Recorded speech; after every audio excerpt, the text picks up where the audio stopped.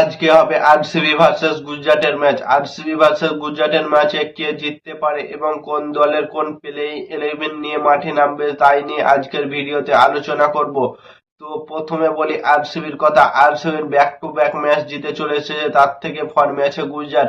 গুজরাট নিজের ব্যাটিং এবং bowling line আপের দমে একদম কনফার্ম ম্যাচ জিতে দেখাচ্ছে। তারা তারা একতরফা ম্যাচ জিতে দেখাচ্ছে গুজরাট। গুজরাটের যে বোলিং লাইন আপ মনে হচ্ছে পুরোই আগুন গুজরাটের বোলিং লাইন আপ, কিন্তু আরসিবির ব্যাটিং লাইন আপও কম নেই। আরসিবির ব্যাটিং লাইন আপে সব থেকে বড় হতে আর চলে এসেছে আরসিবির জন্য ফিল্ড সল্ট চলে এসেছে আরসিবির জন্য।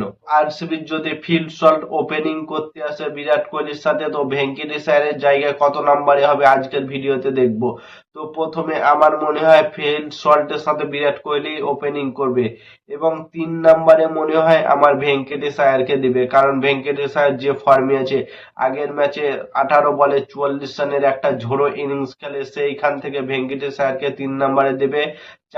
4 নম্বরে দেবে দেবদল পাটিকালকে, 5 নম্বরে রাজাত পাটিদারকে দেবে এবং 6 নম্বরে দেবে টিম ডেভিডকে এবং 7 নম্বরে রোমিও শেফার্ডকে দেবে এবং 8 নম্বরে হ্যাজেলউড থাকবে এবং 9 নম্বরে ভুবনেশ্বর কুমার, 10 নম্বরে রাশিক দার এবং 11 নম্বরে সুয়েশ শর্মা থাকবে। এবং ইম্প্যাক্ট প্লেয়ার হিসাবে তারা ব্যাটিং এবং বোলিং অনুযায়ী নেবে, যেমন জিতেশ শর্মাকে নিতে পারে।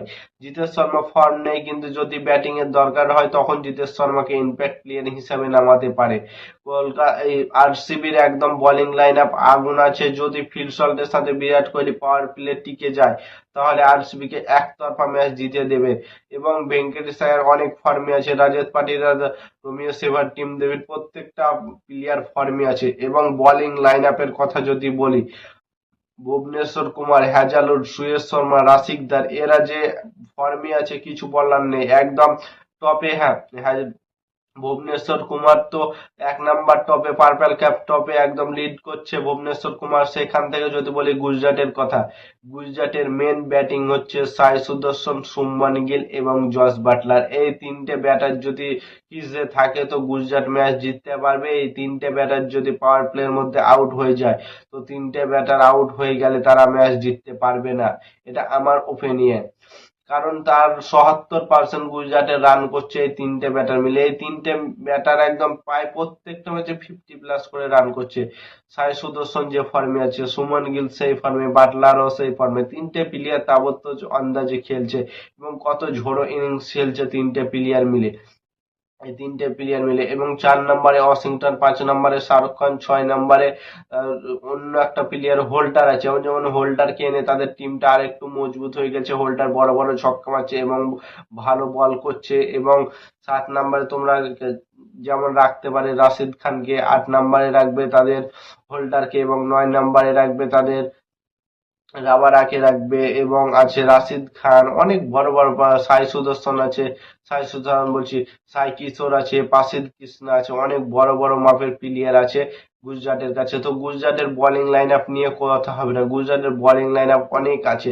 যেমন রাশিদ খান আছে, সাই কিশোর আছে, পাসিদ কৃষ্ণা আছে, সিরাজ আছে, তোমাদের এত ভালো ভালো বলার আছে, মেন মেন বলার আছে, ওয়ার্ল্ড কাপ প্লেয়ার বলার আছে গুজরাটের কাছে। সেই অনুযায়ী গুজরাট বোলিং লাইন আপ দিক থেকে এগিয়ে আছে, কিন্তু এই ম্যাচটা 50-50, কারণ দুই দিক থেকে ব্যাটিং লাইন আপ একটুখানি গুজরাটের কমজোরি আছে। না হলে আরসিবি অথবা গুজরাট এই দুটো টিম একদম বেস্ট মনে হয় ফাইনালে গিয়ে যদি খেলতে পারে। তো তো তোমাদের মতামত কমেন্ট করে জানাও যে কোন দল ফাইনালে যাবে। আর এইরকম নতুন আইপিএল অথবা ক্রিকেটের ভিডিও দেখতে হলে চ্যানেলটাকে সাবস্ক্রাইব করে দাও। ততক্ষণের জন্য টাটা, বাব্বা, জয় হিন্দ।